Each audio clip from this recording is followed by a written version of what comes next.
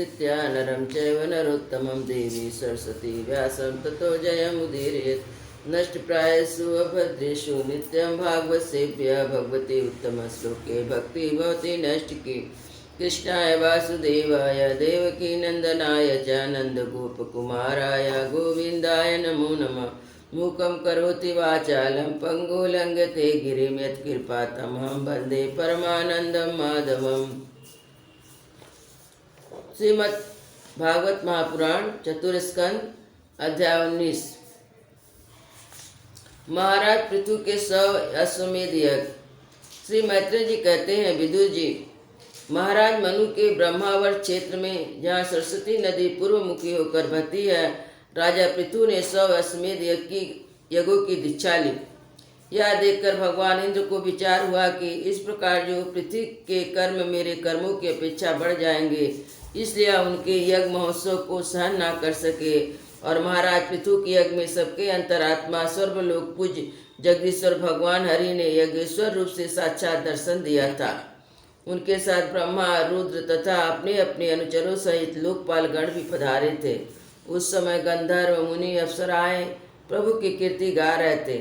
सिद्ध, विद्याधर, दैत्य, दानव, यक्ष, सुनंद, नंद आदि भगवान के प्रमुख पार्षद और जो सर्वथा भगवान की सेवा के लिए उत्सुक रहते हैं, वे कपिल, नारद, दत्तात्रेय एवं सनकादि योगेश्वर उनके साथ आए थे।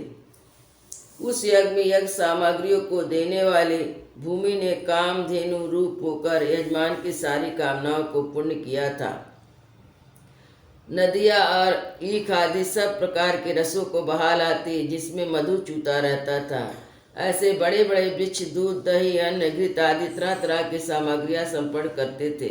समुद्र बहुत सी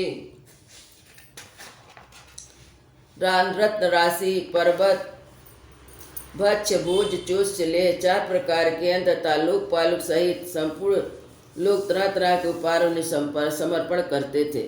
महाराज पृथु तो एकमात्र श्री हरि को ही अपना प्रभु मानते थे।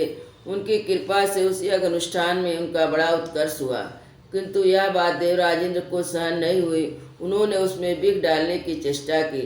जिस समय महाराज पृथु अंतिम यज्ञ द्वारा भगवान यज्ञपति की आराधना कर रहे थे, इंद्र ने ईर्ष्यावश गुप्त रूप से उनके यज्ञ का घोड़ा हर लिया।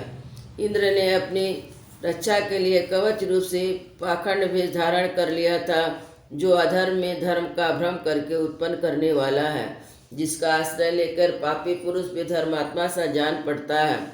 इस भेष में तो वे घोड़े को लिए शीघ्रता से आकाश मार्ग से जा रहे थे। उन पर भगवान अत्रि की दृष्टि पड़ गई। उनके कहने से महाराज पृथु का महारथी पुत्र इंद्र को मारने के लिए उनके पीछे दौड़ा और वह बड़े क्रोध से बोला, अरे खड़ा रह, खड़ा रह। इंद्र सिर पर जटाजूट और शरीर में भस्म धारण किए हुए थे। उनका ऐसा भेष देखकर पृथु कुमार ने मूर्तिमान धर्म समझा, इसलिए उन पर बाण नहीं छोड़ा। जब वह इंद्र पर वार किए बिना लौट आया, तब महर्षि अत्रि ने पुनः उसे इंद्र को मारने के लिए आज्ञा दी। बस इस देवता धाम इंद्र तुम्हारे यज्ञ में विघ्न डाला है, तुम इसे मार डालो। अत्रि के इस प्रकार उत्साहित करने पर पृथु कुमार क्रोध में भर गया। इंद्र बड़ी तेजी से आकाश में जा रहा था। उसके पीछे वह इस प्रकार दौड़ा जैसे रावण के पीछे जटायु। स्वर्गपति इंद्र उसे पीछे आते देख उस भेष और घोड़े को छोड़कर वहीं अंतर ध्यान हो गए। वह वीर अपना यज्ञ पशु लेकर पिता की यज्ञशाला में लौट आया। शक्तिशाली विदुर जी, उसके इस अद्भुत पराक्रम को देखकर महर्षियों ने उसका नाम विजितास रखा। यज्ञ पशु को 4 साल और ऋतु में बांध दिया जा गया था। शक्तिशाली इंद्र ने घोर अंधकार फैला दिया। उसी में छिपकर फिर वे घोड़े को उसकी सोने की जंजीर समेत ले गए। अत्रि मुनि ने फिर उसे आकाश में जाते तेजी से दिखा दिया, किंतु उसके पास कपाल और खंडवाण देखकर पृथु पुत्र ने उसके मार्ग में कोई बाधा नहीं डाली। तब अत्रि ने राजकुमार को फिर उस्काया और उसने गुस्से में भरकर इंद्र को लक्ष्य बनाकर अपना बाण चढ़ाया। यह देखते ही देवराज उस भेष और घोड़े को छोड़कर वहीं अंतर ध्यान हो गए। वीर विजेतास अपना घोड़ा लेकर पिताजी की यज्ञशाला में लौट आया। तब से इंद्र के उत्निंदिन भेष को मंद बुद्धि पुरुषों ने ग्रहण कर लिया। इंद्र ने यश हरण की इच्छा से जो जो रूप धारण किए थे, वे पाप के खंड होने के कारण पाखंड कहलाए। यहाँ खंड शब्द चिन्ह का वाचक है। इस प्रकार पितु के यज्ञ विध्वंस करने के लिए यज्ञ पशु को चुराते समय इंद्र ने जिन्हें कई बार ग्रहण करके त्यागा था, उन रक्तांबर तथा कपालिक आदि पाखंडपूर्ण आचारों में मनुष्य की बुद्धि प्राय मोहित हो जाती है, क्योंकि वे नास्तिक मत देखने में सुंदर है और बड़ी बड़ी युक्तियों से अपना पक्ष का समर्थन करते हैं। वास्तव में ये उपधर्म मात्र है। लोग भ्रम व धर्म मानकर इसे आसक्त हो जाते हैं। इंद्र की इस कुचाल का पता लगने पर पराक्रमी महाराज पितु को बड़ा क्रोध हुआ। उन्होंने धनुष उठाकर उस पर बाण चढ़ाया। उस समय क्रोधावेश होने के कारण उनकी ओर देखा भी नहीं जा सकता था। तब ऋषियों ने कहा कि ऐसा पराक्रमी महाराज पितु इंद्र का वध करने को तैयार है। तब उन्हें रोकते हुए कहा, राजन, आप तो बड़े बुद्धिमान हैं। यज्ञ दीक्षा लेने पर शास्त्र भी यज्ञ पशु को छोड़कर और किसी का वध करना उचित नहीं है। उस यज्ञ कार्य में विघ्न डालने वाला आपका शत्रु इंद्र तो आपके सुवश से ईर्ष्यावश निस्तेज हो रहा है। आप अमोघ हवन मंत्रों द्वारा उसे यहीं बुला लेते हैं और बलात् अग्नि में हवन किए देते हैं। विदुर जी, यजमान से इस प्रकार सलाह करके उसके याजकों ने क्रोधपूर्वक इंद्र का हवन किया और वे सुस्वाद द्वारा आहुति डालना चाहते थे कि ब्रह्मा जी वहां आकर उन्हें रोक दिए और बोले, याजकों, तुम्हें इंद्र का वध नहीं करना चाहिए। या संज्ञक इंद्र तो भगवान की ही मूर्ति है। तुम यज्ञ द्वारा जिन देवताओं की आराधना कर रहे हो वे इंद्र के ही तो अंग है और तुम यज्ञ द्वारा मारना चाहते हो। पृथ्वी के इस यज्ञ अनुष्ठान में विघ्न डालने के लिए इंद्र ने जो पाखंड फैलाया वह धर्म का उच्छेदन करने वाला है। इस पर तुम ध्यान दो। अब उससे अधिक विरोध मत करो, नहीं तो वह भी पाखंड मार्ग का प्रचार करेगा। अच्छा, परम यशस्वी महाराज पृथु के 99 यज्ञ रहने दो।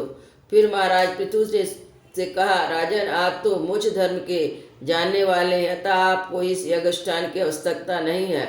आपका मंगल हो। आप और इंद्र दोनों ही पवित्र कीर्ति भगवान श्री हरि के शरीर हैं, इसलिए आप ही स्वरूप भूत इंद्र के प्रति आपको क्रोध नहीं करना चाहिए। आपका यज्ञ निर्विघ्न समाप्त नहीं हुआ, इसके लिए आप चिंता ना करें। हमारी बात आप आदरपूर्वक स्वीकार कीजिए। देखिए, जो विधाता के बिगड़े हुए काम को बनाने का विचार करता है उसका मन अत्यंत क्रोध में भरकर भयंकर मुंह में फंस जाता है। बस इस यज्ञ को बंद कर दीजिए। इसी कारण इंद्र के चलावे पाखंडों से धर्म का नाश हो रहा है, क्योंकि देवताओं में बड़ा दुराग्रह होता है। जरा देखिए तो, जो इंद्र घोड़े को चुराकर आपके यज्ञ में विघ्न डाल रहा था, उसी के रचे हुए इस मनोहर पाखंडों की ओर सारी जनता खिंचती चली जा रही है। आप साक्षात विष्णु के अंश हैं। बेन के दुराचार से धर्म लुप्त हो रहा था। उस समयोचित धर्म की रक्षा के लिए आपने उसके शरीर से अवतार लिया है। अतः प्रजापालक पितु जी, आपके इस अवतार का उद्देश्य विचार कर आप भृंगु तथा विश्व रचयिता मुनीश्वरों का संकल्प पूर्ण कीजिए। आप प्रचंड पाखंड पथ रूप इंद्र की माया अधर्म की जननी है, आप इसे नष्ट कर डालिए। मैत्रेय जी कहते हैं, लोक गुरु भगवान ब्रह्मा जी के इस प्रकार समझाने पर प्रबल पराक्रमी महाराज पितु ने यज्ञ का आग्रह छोड़ दिया और इंद्र के साथ प्रीतिपूर्वक संधि भी कर ली। इसके पश्चात जो यज्ञांत स्नान करके निवृत्त हुए, तब उनके यज्ञों में तृप्ति और देवताओं ने अभिष्ट वर दिए। आदिराज पृथु ने अत्यंत श्रद्धापूर्वक ब्राह्मणों को दक्षिणाएं दी तथा ब्राह्मणों ने उनके सत्कार से संतुष्ट होकर उन्हें अमोघ आशीर्वाद दिया। वे कहने लगे, महाभाव, आपके बुलाने से जो पितर देवता ऋषि मनुष्य आदि आए थे, उन सभी का आपने दान मान से खूब सत्कार किया। वृंदावन बिहारी लाल की जय। अयोध्या श्री राम।